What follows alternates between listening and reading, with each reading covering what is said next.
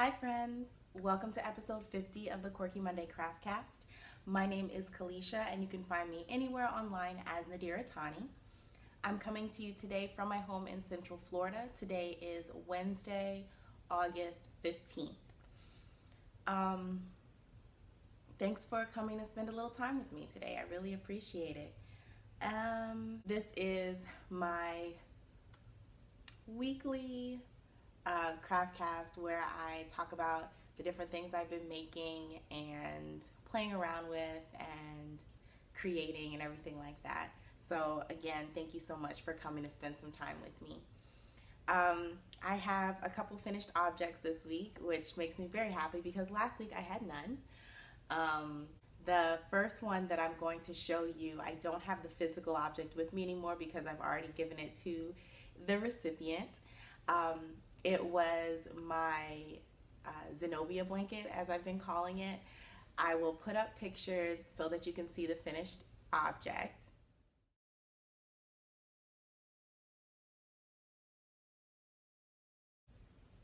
But I really love how it came together. I love how the colors like blended from one to another. The yarn that I used in that project, the black was Karen Simply Soft in black, and then the rainbow skein was Lion Bread Mandala in the gnome colorway. And I really like how the colors in the Lion Brand blended from one to another. There weren't really harsh lines of separation. The only part that had like the harshness was when it changed from yellow to green. That was like a very distinct like break between the colors. But typically the rest of the colors blended really nicely from one to another. Last week I was talking about how I knew I was gonna have to get, I think it was the week before last, I was talking about how I knew I was going to have to get another ball of the black and how I wouldn't use it all and how I would have so much left over and I'd make a hat and all this other stuff. Nope. The thing about those round blankets is that each round uses more and more yarn. So I only had like this much yarn of that black left when I finished it. And as you'll see, as you would have seen in the pictures, I added tassels and it was really, really nice. So I actually was thinking about making the picture of me laying down on the blanket my like Instagram profile picture, just because I really like my smile in that one. Like, do you ever have those moments where you like take a picture of yourself and it's like one of those like quick pictures, I'm just snap this real quick, but then you really like how you look in it? This is that picture for me. So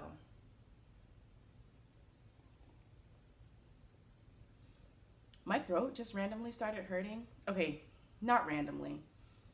This is like the first speaking that I've done all day and it's almost 2 o'clock.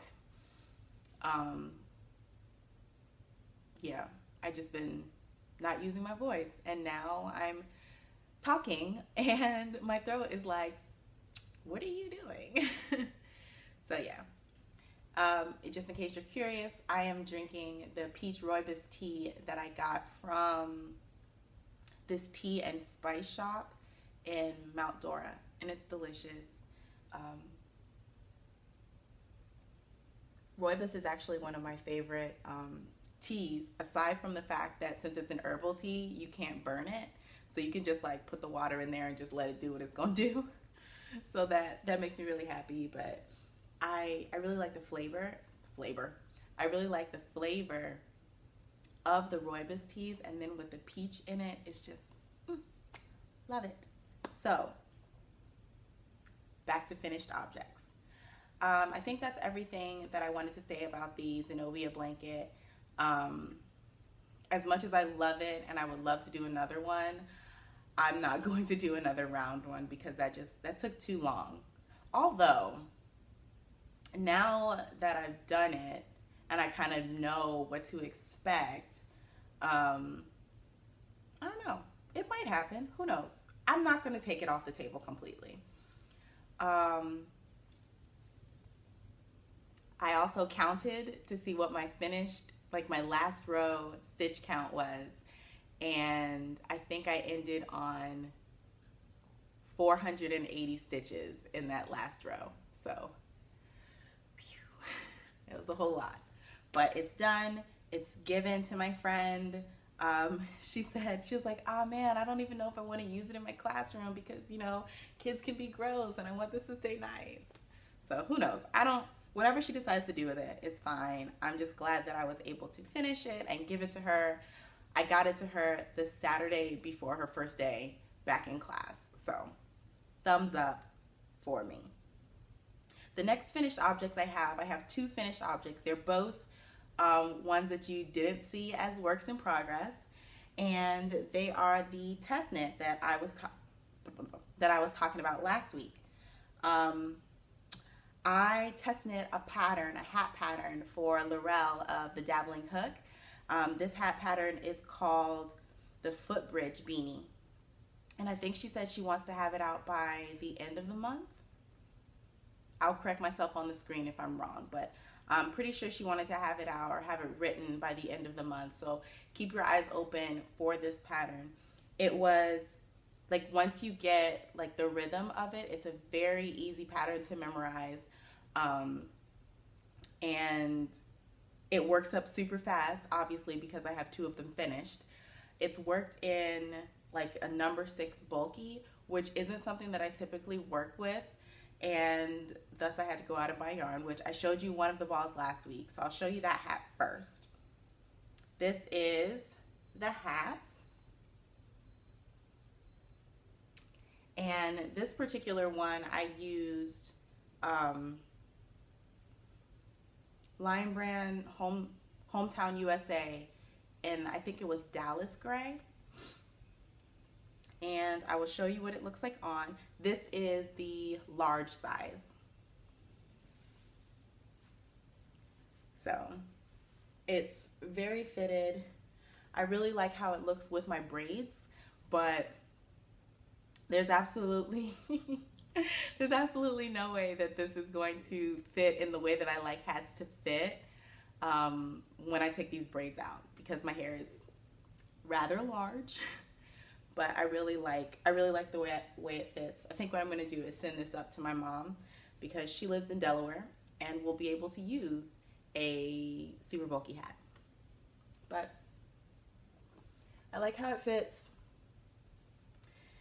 It was a super quick knit. I did the ribbing one night, and then I did the whole remainder of the hat like the next night. This glittery delightfulness is the medium size, and this yarn is Woolies Thick and Quick, and the colorway is Constellation, which I didn't even realize until I was at home and took the ball band off and happened to glance at it. So you can't really see the stitch definition as much, of course, because it is a darker yarn and you've got the glitter in there like distracting. But I really like it. Again, I like the way it fits. It's like, this feels like one of those like utilitarian hats, like it's freezing cold outside and I need to keep the heat in my head. Like that's, like this hat will do that for you. It's nice and thick. The brim is nice and stretchy. At first, when I first cast on, I was gonna do a German twisted cast on, but then I thought like, well, you don't want the edge, like your cast on edge, to be super like stretchy. So I just did a regular long tail cast on, and it's really nice. This one, of course, being the medium size, it is shorter. Like my ears are right here, and you have like that much space between my ear and the hat. So again, I think I'm just gonna send these up to my mom. I'm not gonna be able to use them in Florida because Florida. But yeah, so it went, like the test knit went really well. I sent her some feedback She is working on the pattern, and as soon as she releases it, I will let you guys know. So I did want to talk about working with the super bulky yarn, because typically the largest yarn that I've used for knitting has been worsted weight, and you know, that was all fine and everything. And when I got to the super bulky, the needles, this was on, most of the hat is done on a size 9, and the only size 9s that I had in my collection were these like bamboo ones that I got when I first started knitting. And I ordered like, it was like 15 different sizes from Amazon, like for real cheap. So those are the only size 9s that I had. And using the bamboo needles with the hometown yarn. Now this is 100% acrylic.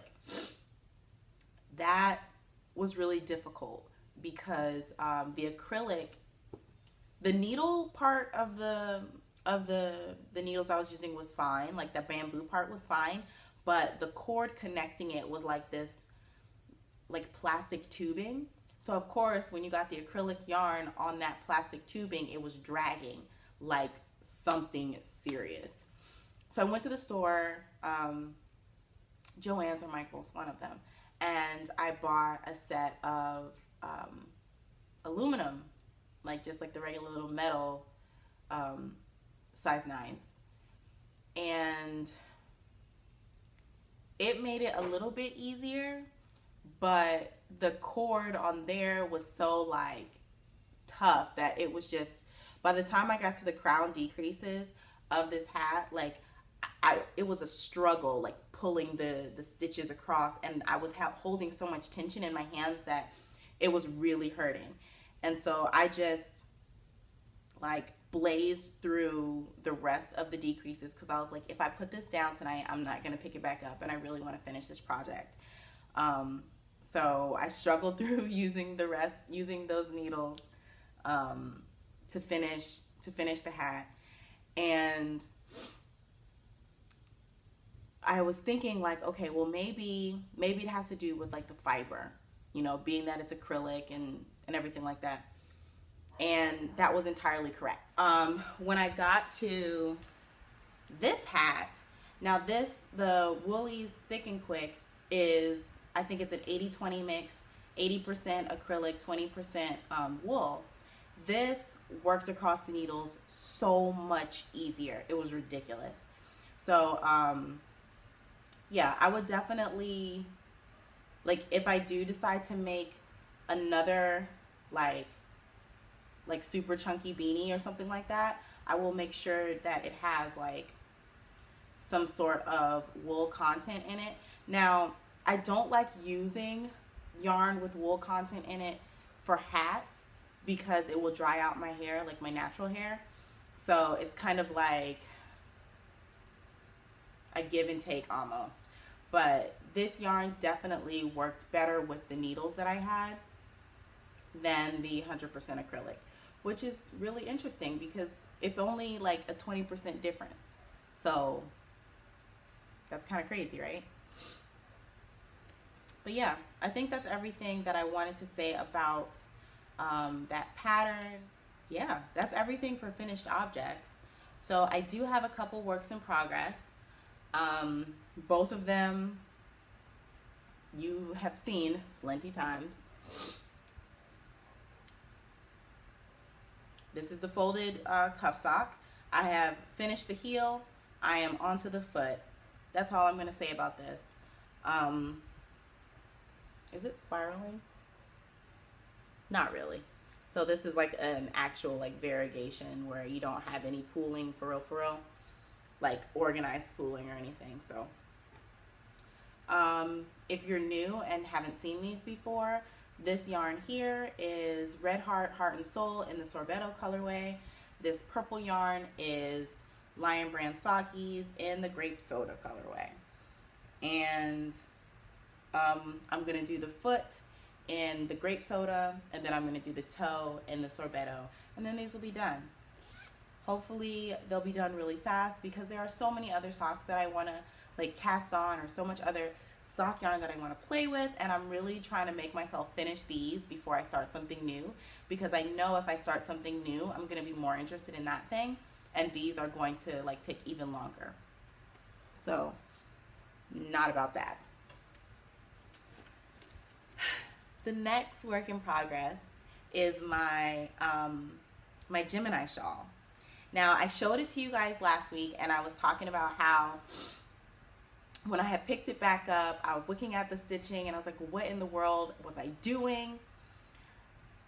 Like, I don't even know. And I commented on Instagram, and I was like, you know, this is what I get for midnight crafting and midnight designing. Because when you look at it in the light of day, you're just like, I don't even understand where you were going with this, Kalisha. I don't know. So I said all that to say I frogged all the way back to the beginning motif. So all of the striping that I had done, I frogged it out. And I have since recrocheted it. And instead of like doodle crocheting like I was doing before, like just like working and then, you know, figuring it out as I go, I charted the pattern repeat, like wrote it down, charting it and everything, and then I went back and crocheted it once I knew that my stitches and the counts were going to make sense, which is what I should have done to begin with, but I was getting like antsy. So this is pretty much this is pretty much exactly what you guys saw last week, except for all of this striping here is what I frogged out, and I frogged back to this square here.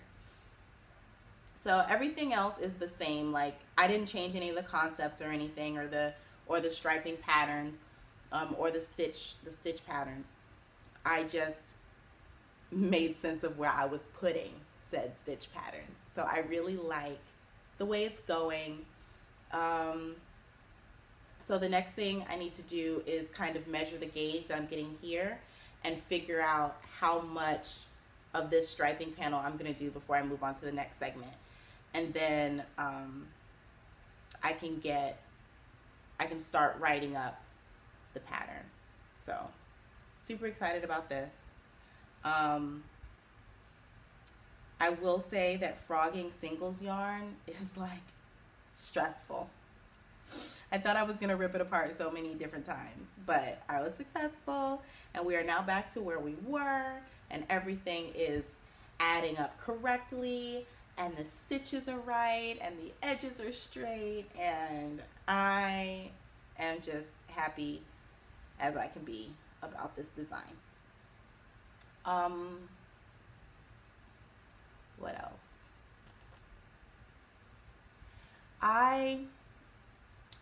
Let's talk about me designing things right now.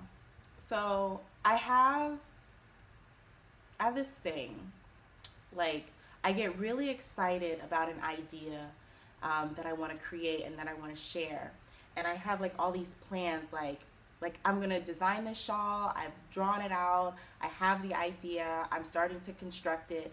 And I know that coming soon, I'm going to have to write this pattern, format it in a way to share it with other people.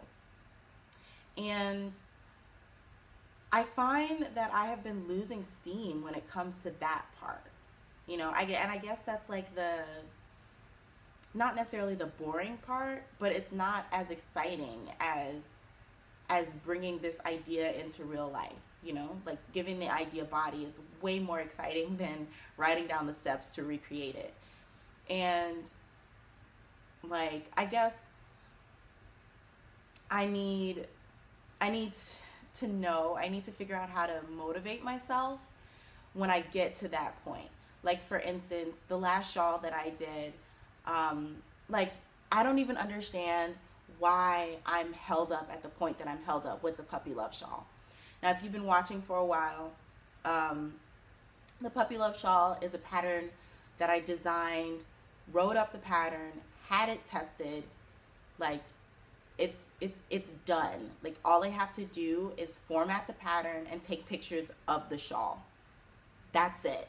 And there's like some sort of block in my mind that is just keeping me from doing it. And I haven't been able to put my finger on it. Like normally, if it's something like, oh, I don't know how I want to take the pictures, or I don't have the concept, or I don't know how I want to format it, like something that you can say like concretely, this is the thing that is stopping me, then you can address that thing. But I don't even know what that thing is. Like, I don't know if it's a confidence thing. I don't know if it's like a comparison thing, or if it's that stupid little negative voice in the back of my head that's telling me foolishness. I don't know. It's probably a mix of all these things, to be honest. But I just need to motivate myself and say, okay, Kalisha, this is what you need to do. Yeah. I mean, that's what I really need to do. I need to give myself deadlines. I need to give myself actual, written, reachable goals so that I can do the things that I want to do creatively. And I can put these things out there like I want to, and like I see myself doing in my head.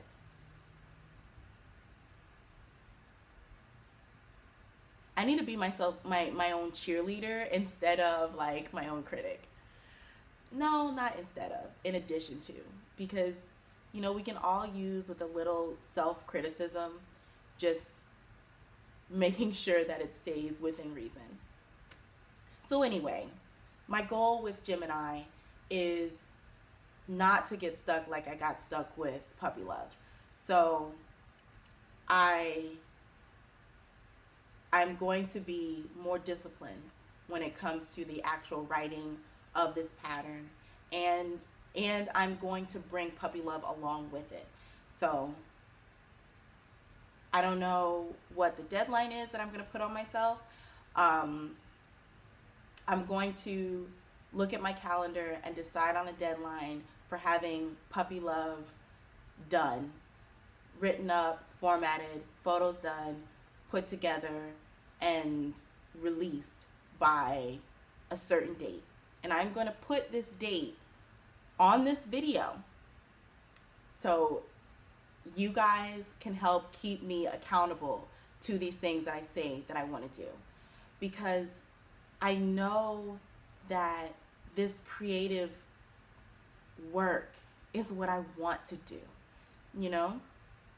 It's what makes me come alive. I get so excited about it. And I am the thing holding me back. And I'm going to stop talking about this before I start crying, because it's been a really emotional couple days. Tea break.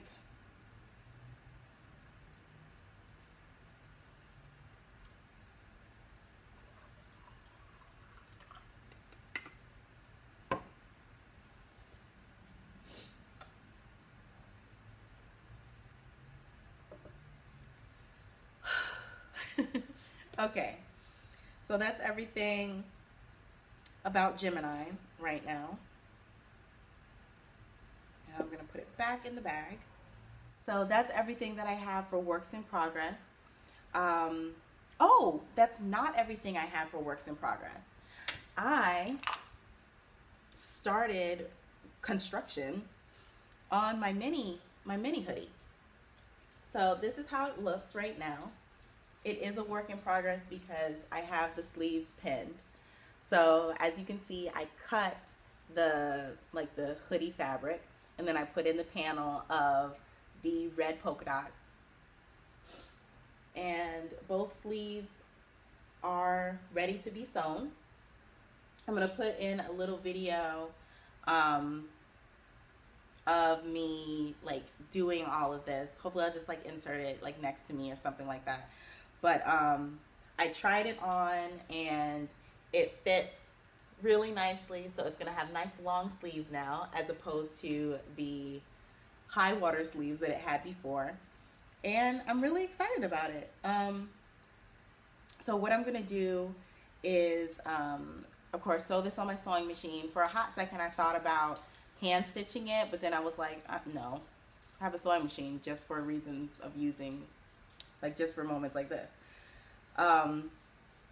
So I'm going to sew it on the sewing machine. These stitches, like this stitch and this stitch, are going to be, I'm going to zigzag stitch them. And then I have this seam here that of course is going to be a straight seam. And yeah, and that'll be that. It shouldn't take me more than like a couple minutes to zoom around those. And I'm really excited to have this finished so that I can show you guys. If I finish this before Friday, I will put in a picture of the finished item. If not, then you guys will see it on next episode. But yeah, I have like 2 more little squares. They're about that big remaining from the fat quarter that I used for this. And I kind of want to put them somewhere on it.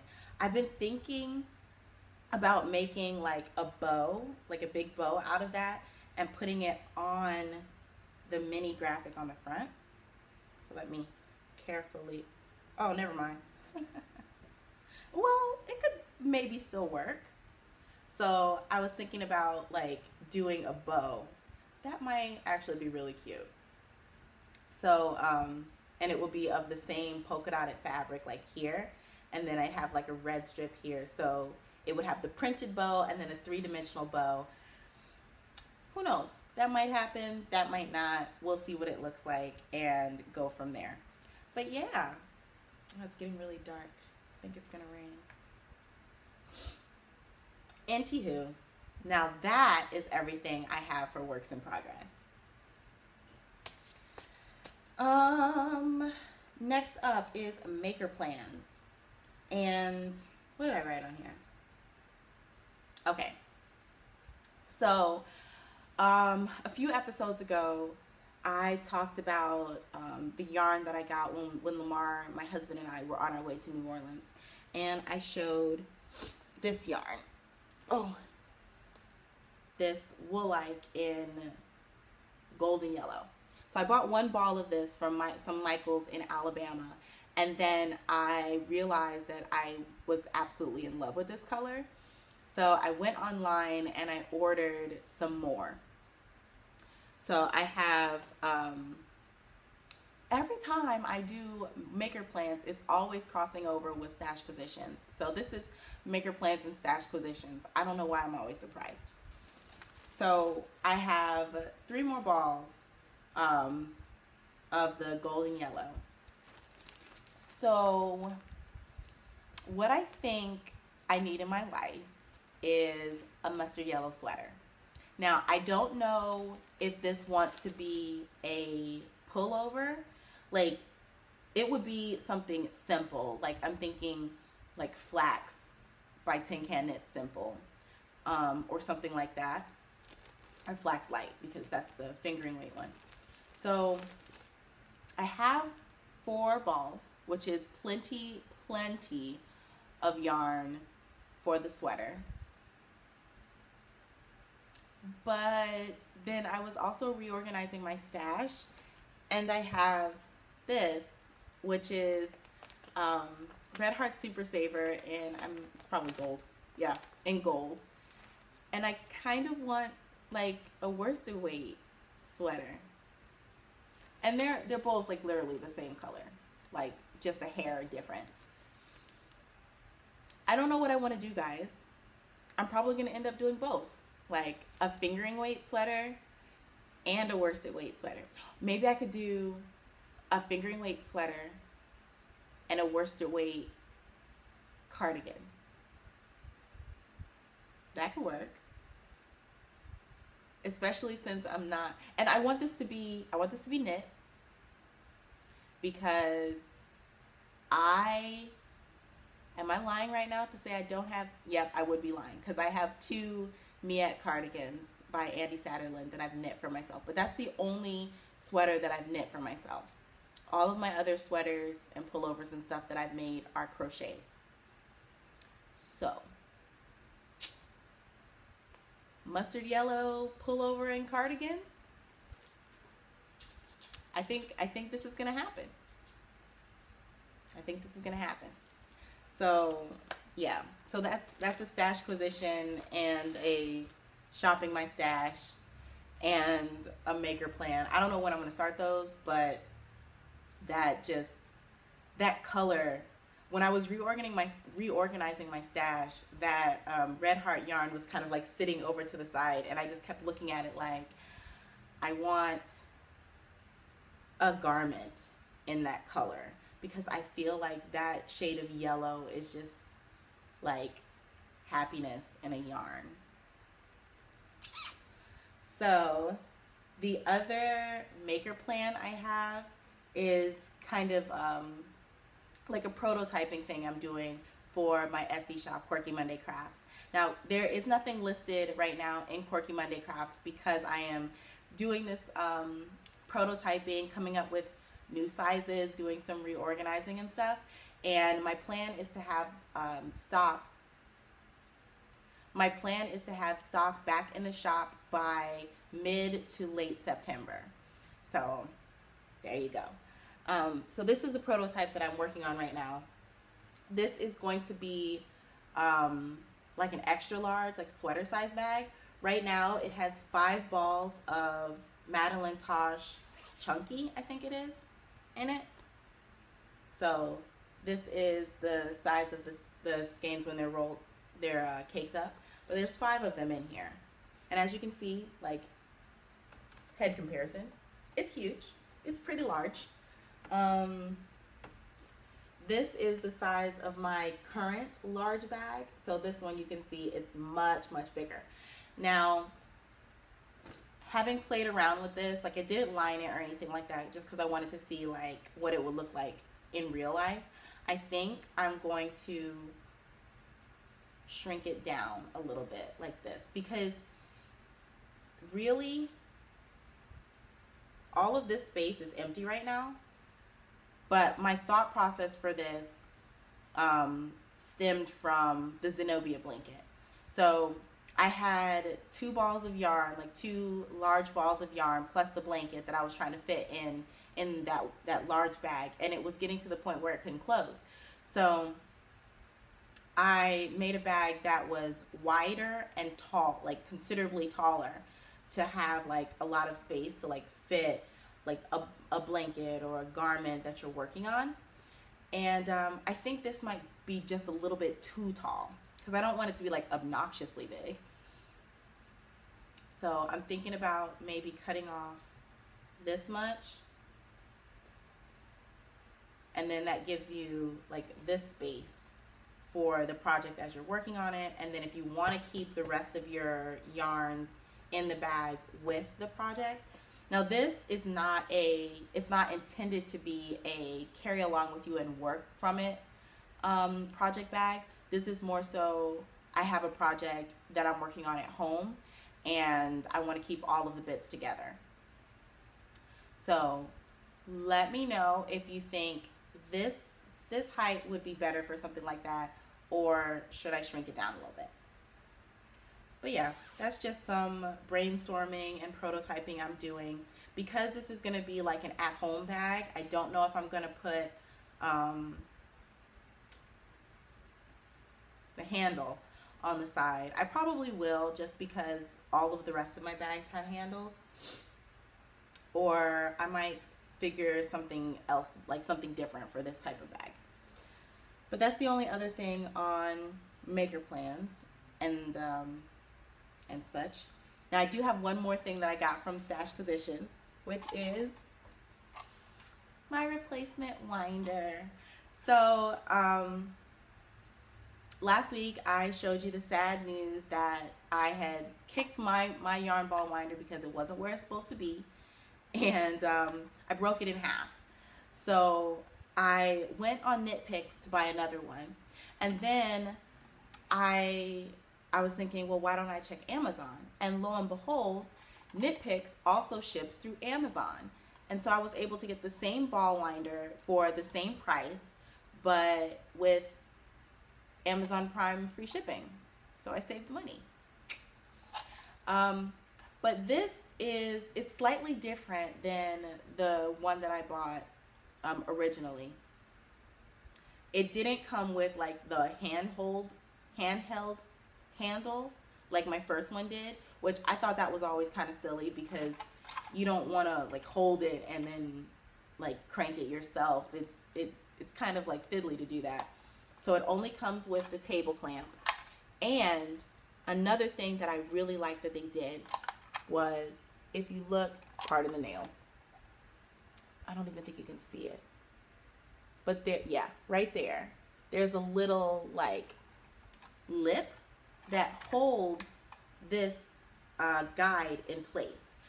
The last one that I had, it didn't have that little thing, so the guide could move back and forth. And what I would see is that because it would move and it would shift as I was winding, it wasn't winding the balls uniformly. And sometimes it would get like off center and stuff like that, and then it would mess up the ball. So I really like that now that's not going to go anywhere on accident. So I really like that. I haven't used it yet because I haven't had any need to. And I'm just glad that my yarn winder is back in my life. So yeah. There's nothing else to say about this. It's ball winder. It winds yarn into cakes. The end. That's going to take us into black fibers, black threads. And like I said last week, I want to use black fibers, black threads as a segment to talk about different makers and creators, different black makers and creators in the community. So in the event that you haven't heard of them, you can go check them out. So I started making a list, like a long list of indie dyers, designers, and like accessory makers. So that'd be like bag makers or project, like progress keeper makers, you know, different things like that for this segment. And so last week I talked about some of my favorite indie dyers, and this week I'm going to talk about some of my favorite designers. So I have 2 designers on the list that I have like made things from their patterns, and 2 designers that I have not. The first designer is one that I spoke of earlier, and that is Laurell of the Dabbling Hook. She does a lot of accessories, so hats and scarves and cowls, like cozy things like that. So if that's something that you're really interested in, definitely check her out. I was looking at her designs page, and she has products that range in yarn weights, so that's always really nice. And she's really friendly. She also has a podcast where she talks about the different things that she's making. She does a lot of shows, amigurumis she really likes making. So because her making style is so different than mine, I really enjoy seeing, you know, what else is being created. So of course, everybody that I mentioned, I am going to link below.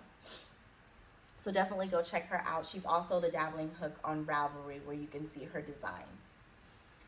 The next designer that I want to speak about is Zakiya of Ladywing Designs.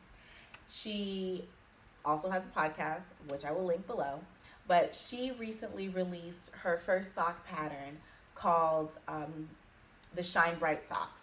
And I was also one of her test knitters. So it was a really a joy to work from her pattern. And one thing I appreciate about her pattern is the variety and the kind of like the vastness within the pattern. Not only did she have, you know, your typical like 64 stitch sock, 72, and I think 56 is the one below that people tend to do. Like, people tend to do those 3 sizes. She had like 4 or 5, I believe it was, different sizes that was represented in her pattern. And then in the pattern, when she was doing the instruction, she also had written instruction and charts. And then for the heel of the pattern, she did a tutorial video on how to do it.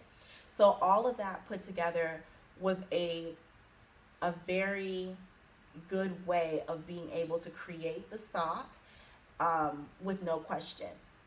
So however you like to do, like to work your socks, or like to read your patterns rather, she had you covered. So I thought that was really cool. She did introduce me to a new heel construction, being the German short rows, which I'm still meaning to try again, because that pair of socks is the only one that I've done the German short rows on. But I definitely want to try it again because it seemed to be very, very intuitive, like once you understand how they're created. And it was like, just the pattern was written very clearly.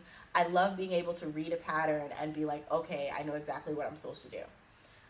Because that's what you want from a pattern, right? You don't want to like read a pattern and then still be confused. So definitely take a look at her work. She is Ladywing Designs, I believe, on Instagram and Ravelry. And those are the two designers that I have worked from their patterns so far. Now, the next two designers, I have not worked from them yet, but they are definitely on my to make bucket list. The first is Toni of TL Yarn Crafts. Now, she is a prolific designer. Like, I feel like every other week she's releasing something new. The pieces that she creates are classic pieces, but also have kind of a trendy flair to them that I really like. And she not only does like designs, she has accessories like hats and shawls and things like that, but she also does garments. And I think this Friday, so the day that this video goes up, she would have released her newest pattern, which is like a halter neck top with like some textures on it that looks really, really fun and also really simple. So that's something that I appreciate about her style, is that it's fun. There are like design elements that I really like, but it's also simple. Like, I'm not trying to be all bogged down with all kinds of different techniques and stuff. Like, well, it's all well and good to learn a new technique, but sometimes you just want to like zone out and make a thing. So I really appreciate that. That's kind of her style. She also can go under my list of like accessories makers, because she does like buttons and like mugs and different things like that. So definitely check out her Etsy shop for her different patterns, as well as the other products that she creates. And I do have some of her buttons in my pin collection, which whenever I see them, they make me smile. The next designer that I wanted to talk about is Tami Gore. I first heard of Tami Gore's work on the Knitting Annihilator podcast with Akira, because she was knitting the Akira shawl, which she was like, obviously I have to knit this shawl because it's my name. And I'm like, if anybody ever designs a Kalisha shawl, I'm all over that. But yeah, so she was knitting that design by Tami Gore. And so I went and checked out her work. And one thing I really like what I was seeing in her work is she has a distinct like shape that she likes working in. And then within the bounds of that shape, within the boundaries of the triangle shawl that she works in a lot, she shifts like the shaping in really interesting ways, and she incorporates different techniques within that. And it's really cool to be able to look at her body of work and be able to say, and to be able to tell that they're all from the same person, that they have the same kind of flair to them, which is something really cool to me. She does a lot with striping, a lot with like color organization, if that makes any sense. Like how you take the same like 3 colors and you break them up in different ways and make them play with each other and things like that. So that's really cool. I've also seen Akira also test knit one of Tami Gore's recent patterns. I can't remember the name of the pattern, but I'll put it at the bottom. And that one was really cool. And it was also cool to watch Kira work this pattern because it had color work in it and I believe brioche. And Kira said that she was new to both of those things, but at the same time was able to create this shawl. So that says a lot for Tami Gore's writing and ability to give instructions well. So I definitely want to try out one of her patterns and one of Toni's patterns, one or more, who knows. But these are just a couple designers that I would like to talk about and to highlight. And I'm sure that you guys have heard of them. And even if it's just in passing or anything, I definitely encourage you to go check out their work. And keep a lookout. I'm going to be doing this in each one of my Black Fibers, Black Thread sections. I do want to highlight like a few makers just so you know that they're being talked about more, you know? So yes, that is everything for Black Fibers, Black Threads today. And yeah, that's everything for the fibery bit, the fibery and crafty bits.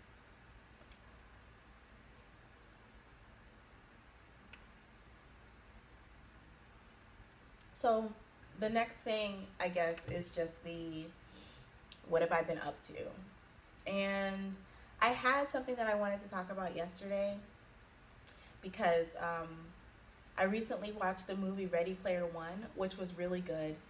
And it definitely got me thinking about online life versus offline life.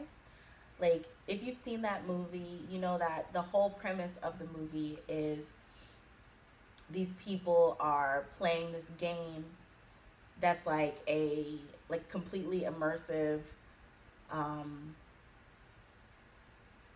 like role play game where you are basically creating this life, this person within the game, and you're making friends and you're like building up your in-game wealth and everything like that. And the game had become so like all-encompassing almost that, you know, people were almost losing themselves in the game. But I really enjoyed the movie just on a visual aspect because it was a beautifully created movie. Graphics were wonderful. It was great. But it also got me thinking about how much of my life is beginning to be online. And it's kind of a two-edged sword in a way. Like, one, it's great to be able to have community online where you are interacting with people that have the same like interests as you. You know, for me to be able to go online and interact with other like crocheters or knitters or people who are interested in like making yarn out of like fiber, or, you know, somebody who's interested in making their own clothes, or, you know, just different things like that. Like, you can always find somebody else who's interested in the same things as you. And it's a lot easier, I think, to find those communities online because you just search for them, you know? But then on the other hand, in real life, it's, I feel, much more difficult. Like, for instance, yesterday I did have kind of a down day, and I found myself sitting in my room just like staring at the ceiling like, I wish I had somebody that I could hang out with right now. Or I wish that I could just like meet up with a friend at a coffee shop and just chat or something like that. And aside from the fact that because the type of job that I have, I don't have a set schedule. So I'm like randomly off work, like now. I'm not off work when everybody else is off work, you know? Like when I was having this like lonely crisis by myself in my room, it was like the middle of the day. So there is nobody that I could reach out to and say, hey, what are you doing? They're at work, like the rest of adulthood. But I also knew that I could go online and, like see what my internet friends are up to. And because, people are in different time zones and in different areas, there's almost always someone that you can like reach out to, but then it's different,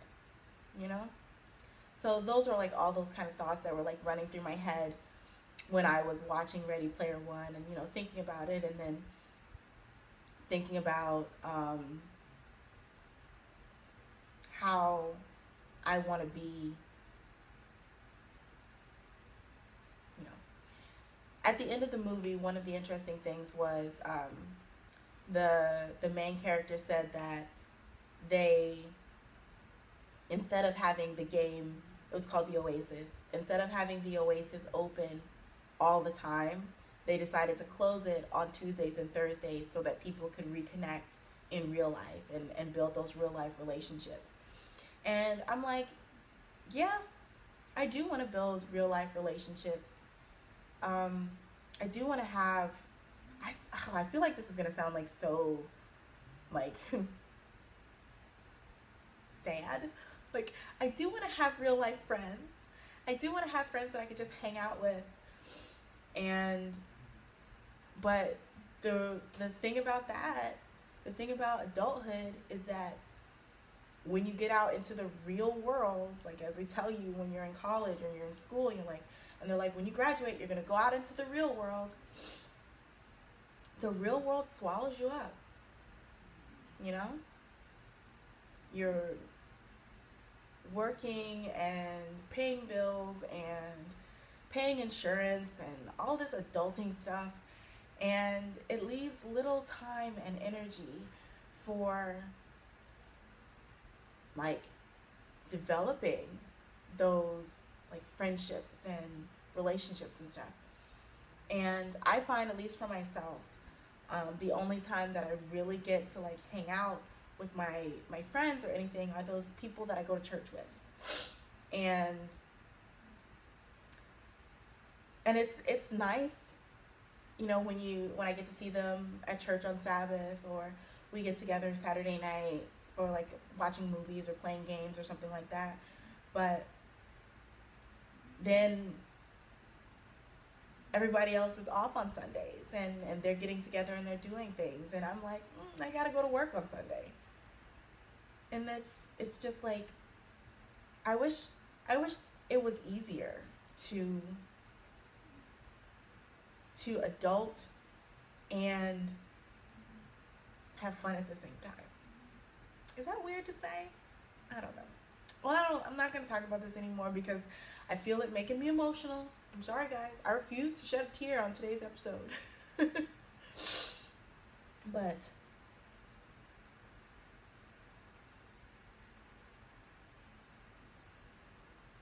I have been thinking a lot about people, and the fact that I spend a lot of my time by myself. And I would like not to do that. I would like to get out and do stuff. So like yesterday, I mentioned how I was sitting in my room and I was feeling like super lonely. And I was like, you know what, Kalisha? We're going to get up. We're going to take a shower. We're going to get dressed. We're going to pack up our laptop and iPad and phone and all this stuff. And we're going to go to Starbucks or Panera Bread. And we're going to write our pattern. And we're going to be out in public. And if somebody speaks to you, you're going to speak back to them. And you're going to be friendly. And you're going to smile. And maybe, have a nice conversation. And we're going to do that. We're going to get out of this house. We are going to get out of this funk, and we're going to do the thing. And so I got up, I got dressed, and I put all my stuff in my bag, and then I was standing next to the bed, and I lost all motivation to do anything. And I just laid down on the bed, and I laid there for the next couple hours. And part of me is kicking myself for doing that, because I know that whenever I have like downswings or anything, it's like underscored and it's helped along when I just veg out and I don't do anything and I don't push myself to do anything. But then on the other hand, I was like, well, Kalisha, sometimes it's good not to force yourself to do things, especially if you know that you don't have the energy to do it. I don't know. I'm rambling, guys. And I know that whatever this swing is, because I feel like yesterday was kind of a justifiable downswing. It had reason. But today, like right now, not so much reason, just swinging. And that's crappy. So, as I have now shed a tear on this episode, I'm going to go ahead and get off. I'm going to get dressed for work because I have to be at work at 4. So I'm working 4 to 7 today. What is that? But I'm going to focus on just being, which is why that's all that's written on there today, is just be. Because sometimes that's what you have to do. Be. Whatever it is that you are, be that thing. And if what you are is sad, be sad. And acknowledge the fact that everything that you are is going to change. So if you are sad right now, be sad right now. Understand that sadness is not forever. If you are happy right now, be happy right now. But understand that happiness isn't forever. So whatever it is that you are feeling, acknowledge that, accept it for what it is, and keep trying to put one foot in front of the other. Thank you so much for spending time with me today. Thank you for being a part of my universe. Leave me positive things to read in the comments. What do you do to motivate yourself? Maybe I can learn new motivational tactics.